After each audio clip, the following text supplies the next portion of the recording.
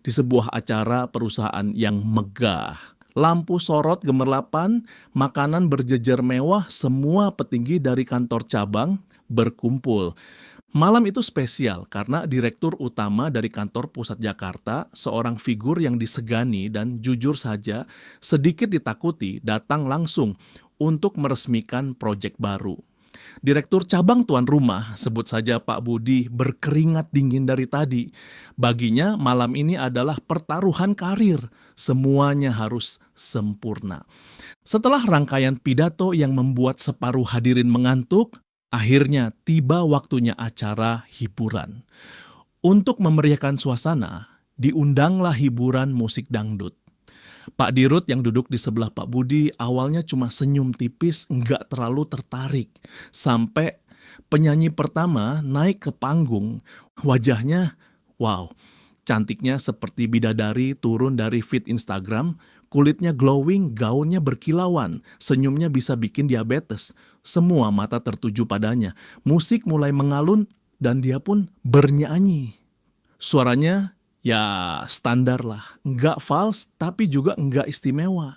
Goyangannya sedikit kaku, tapi karena visualnya memukau, sekitar 50% hadirin tetap tepuk tangan. Lebih karena sopan santun dan apresiasi visual. Pak Dirut manggut-manggut, "Not bad," bisiknya pada Pak Budi. Lalu giliran penyanyi kedua. Dari segi penampilan, dia kebalikan dari yang pertama. Wajahnya biasa saja, dandanannya sederhana, gaunnya pun tidak mencolok. Beberapa tamu mulai sibuk lagi dengan ponsel atau obrolan mereka. Tapi kemudian dia membuka mulutnya. Suaranya merdu luar biasa, cengkoknya dalam, powernya kuat, penjiwaannya dapat. Setiap nada terasa menyentuh kalbu. Ruangan yang tadinya sedikit riuh, mendadak hening, semua terhipnotis. Saat lagu selesai, tepuk tangan bergemuruh lebih kencang. Sekitar 65% hadirin, termasuk para ibu-ibu yang tadinya sibuk bergosip, kini bertepuk tangan dengan tulus. Pak Dirut kelihatan terkesan. "Nah, ini baru penyanyi," komentarnya. Pak Budi mulai sedikit rileks, acaranya berjalan lancar. Dan tibalah puncak acara hiburan. Penyanyi ketiga. Saat dia melangkah ke panggung, suasana berubah total. Wajahnya, jujur saja, jauh dari kata cantik. Riasannya menor dan sedikit berantakan, seolah-olah dikerjakan terburu-buru dalam gelap. Nah, gaun yang ia kenakan warnanya sangat mencolok, perpaduan warna neon yang membuat mata sakit dengan model yang entah terinspirasi dari era apa. Pokoknya penampilannya secara keseluruhan terasa salah tempat. Pak Dirut sampai mengerutkan dahi menatap Pak Budi dengan tatapan bertanya, "Ini serius?" Pak Budi cuma bisa pasang senyum kaku, pura-pura tidak lihat. Musik dimulai. Dan penyanyi ketiga ini pun bernyanyi. Suaranya hancur, bukan lagi pas-pasan, tapi benar-benar sumbang. Fals di mana-mana. Nada tinggi nggak sampai, nada rendah kebablasan. Goyangannya lebih mirip orang sedang kelap-kelip lampu disko yang rusak. Benar-benar sebuah bencana musikal. Wajah Pak Dirut mulai berubah, dia melirik ke sekeliling untuk melihat suasana dari para tamu. Tapi yang terjadi sungguh di luar nalar. 100% hadirin tanpa terkecuali bangkit berdiri. Mereka semua bertepuk tangan dengan sangat-sangat meriah. Ada yang bersiul, ada yang teriak, "Lagi, lagi." Tepuk tangannya jauh lebih heboh daripada untuk dua penyanyi sebelumnya. Pak Dirut benar-benar bingung. Logikanya sebagai pebisnis ulung tidak bisa memproses data ini. Wajah jelek, suara hancur, tapi apresiasinya 100%. Ini anomali macam apa pikirnya? Sambil mencondongkan tubuhnya, dia berbisik ke telinga Pak Budi yang sudah pucat pasi, "Bud, aneh banget ya, suaranya jelek, wajah juga nggak cantik, riasan wajahnya juga begitu, tapi semua hadirin kok tepuk tangan meriah banget. Ini ada permainan apa, Bud?" Pak Budi menelan ludah, lalu nyengir kecut. Dengan suara yang hampir tidak terdengar, dia berbisik pelan dan lirih menjawab, "Dia istri saya, Pak Dirut." Mendengar jawaban itu, giliran Pak Dirut yang tersenyum kecut agak pucat. Dunia terasa jungkir balik. Dia lalu berdiri dan bertepuk tangan dengan sangat keras.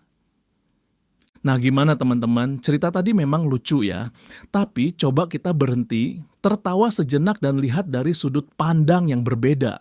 Bukan dari sudut pandang Pak Dirut yang bingung atau para penonton yang terpaksa tepuk tangan.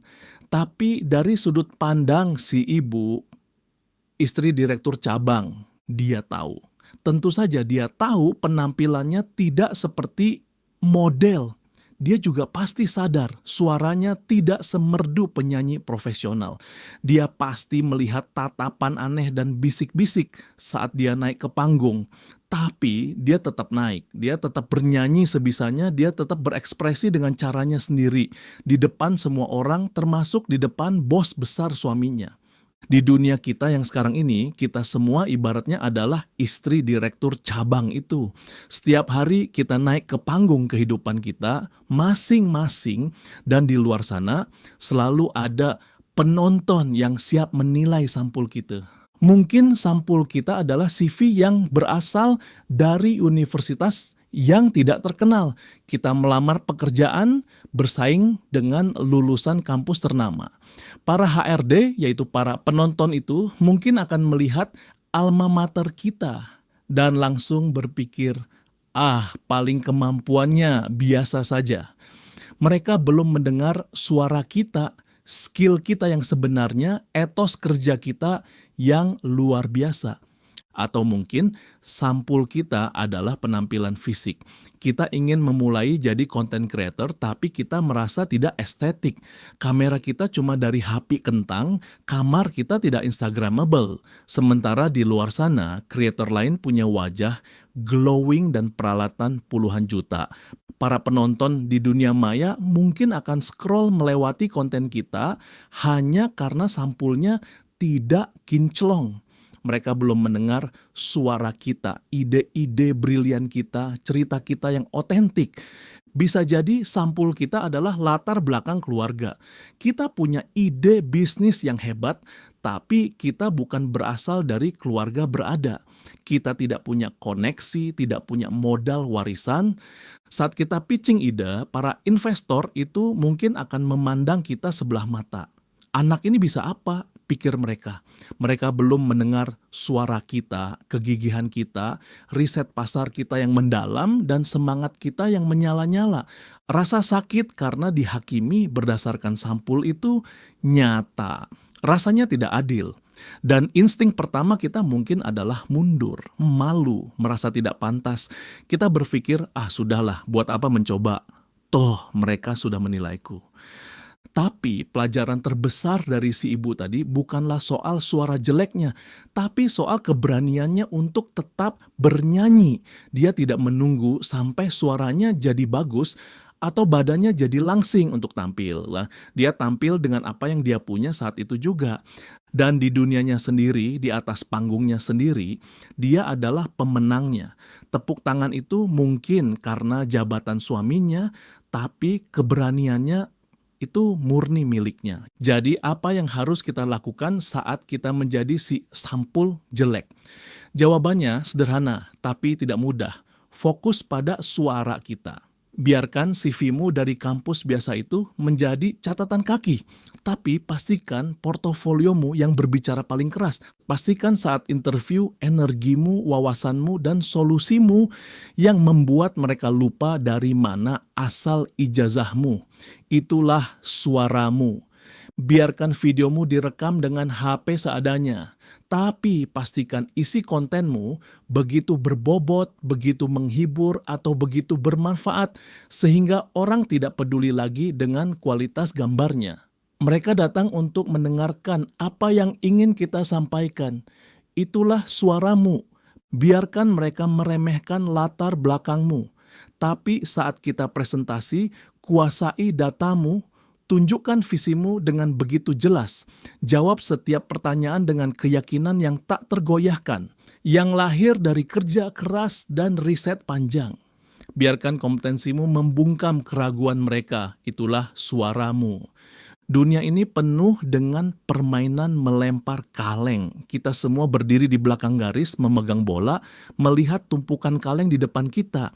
Dan di belakang kita selalu ada orang yang berbisik, dia nggak akan bisa. Lihat penampilannya, mana mungkin dia kena. Buang-buang waktu saja. Kita punya dua pilihan, meletakkan bola itu dan berjalan pergi membenarkan bisikan mereka, atau kita bisa menarik napas dalam-dalam, mengabaikan suara-suara itu, membayangkan semua kaleng itu jatuh, dan melempar bola itu sekuat tenaga. Bukan tentang seberapa keras lemparan kita, tapi tentang seberapa sering kita berani melempar. Lagi dan lagi dan lagi. Mungkin lemparan pertama meleset, mungkin yang kedua juga. Tapi setiap lemparan adalah pernyataan, aku di sini, aku mencoba. Aku tidak akan membiarkan penilaianmu tentang sampulku menghentikanku untuk menulis isi ceritaku sendiri. Pada akhirnya sampul buku akan menguning dan usang, tapi cerita yang tertulis di dalamnya itulah yang akan abadi. Jadi jangan sibuk memoles sampulmu agar diterima semua orang. Sibuklah menulis cerita yang begitu indah sehingga orang tidak punya pilihan lain selain membacanya sampai halaman terakhir. Jadi pertanyaannya bukan lagi apa kata orang nanti. Pertanyaannya adalah panggung mana yang akan kita naiki hari ini? Dan lagu apa yang akan kita nyanyikan dengan sepenuh hati, tidak peduli seberapa merdu atau sumbang suaramu di telinga mereka. Naiklah, bernyanyilah, karena panggung ini milikmu. So teman-teman, jika Anda merasa pesan ini berharga, tekan tombol like, subscribe, dan share agar algoritma tahu bahwa cerita-cerita seperti ini penting untuk disebarkan. Terima kasih sudah menonton sampai selesai. Sampai jumpa di cerita berikutnya. Tetaplah selalu bersemangat